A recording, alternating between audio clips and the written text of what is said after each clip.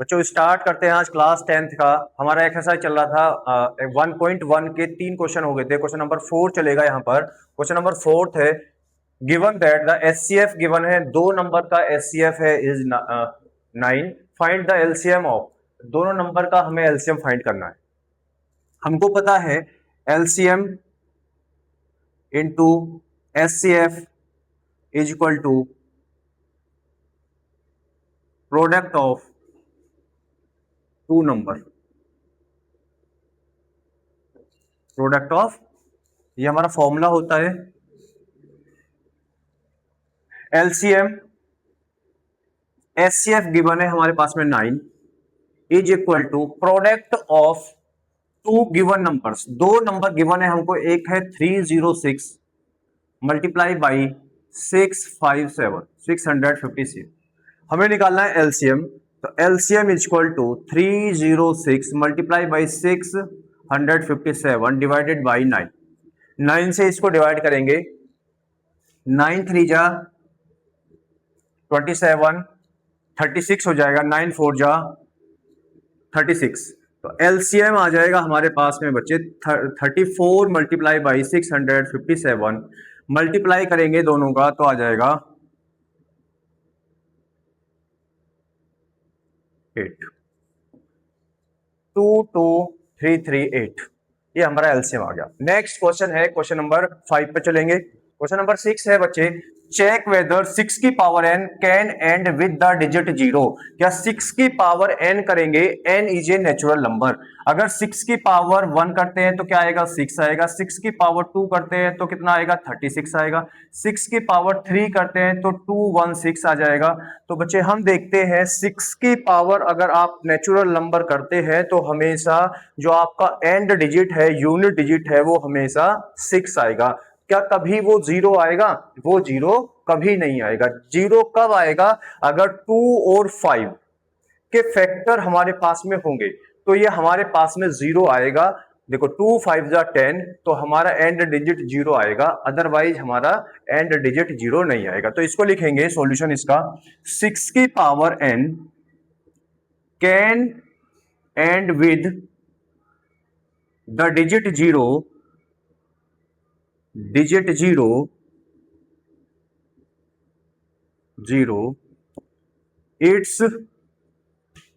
its both are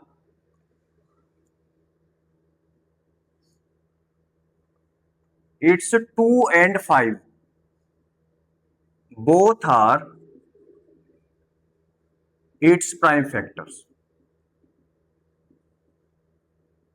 मतलब कि क्या हुआ, 6 की पावर n करेंगे और n is a natural number. वो 0 कब होगा, जब हमारे पास में 2 और 5 के प्राइम फैक्टर्स हो।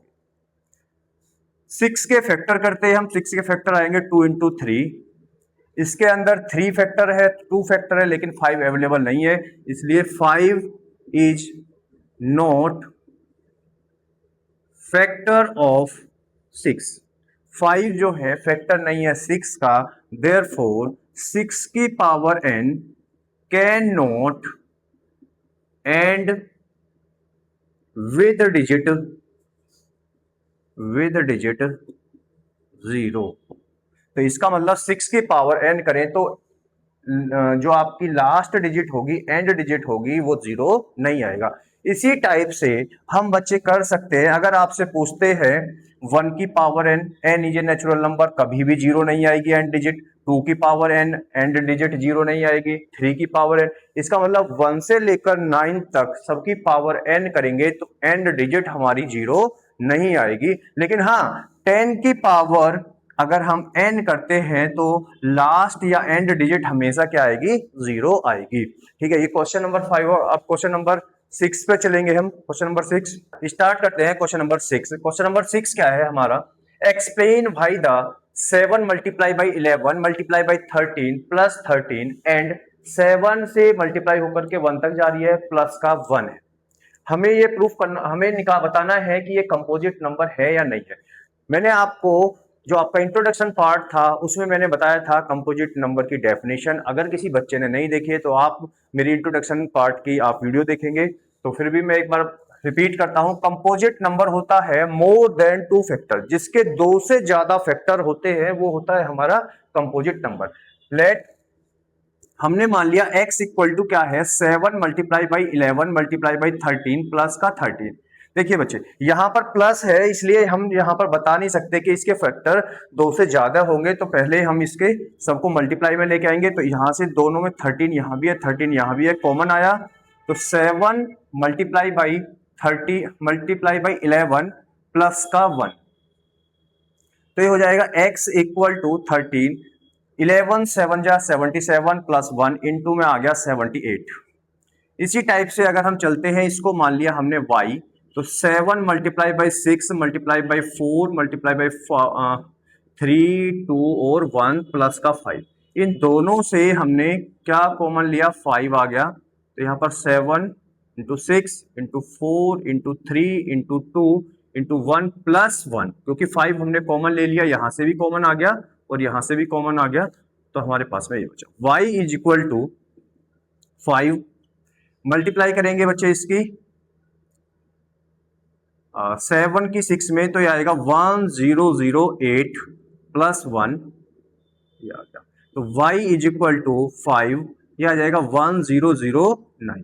तो बच्चे हम देख सकते हैं इसके अगर मैं 1 की मल्टीप्लाई कर दूं, इसमें 1 की मल्टीप्लाई कर दो, हम बोल सकते देख सकते हैं ना यहाँ पर more than 2 factor, more than 2 factor, या इसको हम फैक्टराइज कर सकते हैं 78 को भी फैक्टराइज कर सकते हैं, तो हम बोल सकते हैं hence x and y are composite number.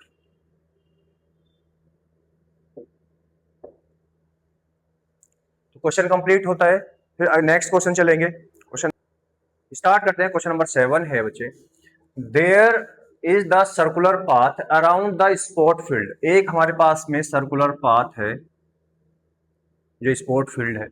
Sonia takes 18 minute to drive 1 round of the field. यहां से सपोज सोनिया अपनी रेस लगानी स्टार्ट करती है और वो एक राउंड इसका 18 मिनट्स में लगा देती है, 18 मिनट में Sonia. While Ravi takes 12 minute for the same. जो रवि है, रवि भी सेम पॉइंट से स्टार्ट करता है और रवि कितने देर में, सोनिया लगा रही है 18 मिनट में और रवि 12 मिनट में। Start at the same point and at the same time and go in the same direction, और दोनों सेम डायरेक्शन में रेस लगा रहे हैं। एक पॉइंट से स्टार्ट करा और एक की डायरेक्शन में सोनिया 18 मिनट्स में लगा रही है और रवि 12 मिनट में। क्वेश्चन में पूछा गया है सोनिया और रवि फिर कितने टाइम के बाद दोनों एक दूसरे से मिलेंगे। तो यहां से हम क्या करेंगे, since both Sonia and Ravi move in the same direction and at the same time, तो सीधी सी बात है बच्चे हमें देखना है जब एक पॉइंट से और सेम डायरेक्शन में जा रहे हैं तो यहां से दोनों का हम मिनिमम टाइम निकालेंगे। तो मिनिमम टाइम निकालने के लिए हम निकालेंगे एलसीएम ऑफ 12 एंड 18। तो 12 के फैक्टर कितने हो जाएंगे, 2 2 जा 4 3 जा 12, 18 के फैक्टर हो जाएंगे 2 इंटू 3 इंटू 3। तो एलसीएम निकालेंगे, एलसीएम ऑफ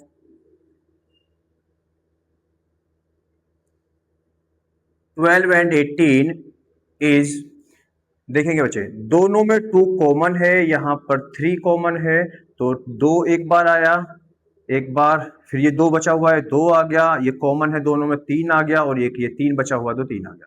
जो कॉमन है वो दोनों नंबर एक बार आ गए, और जो दोनों नंबर बचिए इनको भी लिख देते हैं। तो मल्टीप्लाई करेंगे कितना आ जाएगा, 2 2 जा 4 3 जा 12 12 3 जा 36। तो after 30 minute will meet Sonia and Ravi. तो कितने मिनट के बाद दोनों मिलेंगे, 36 मिनट के बाद दोनों मिल जाएंगे। ठीक है, क्वेश्चन नंबर 7 कंप्लीट होता है। आगे चले।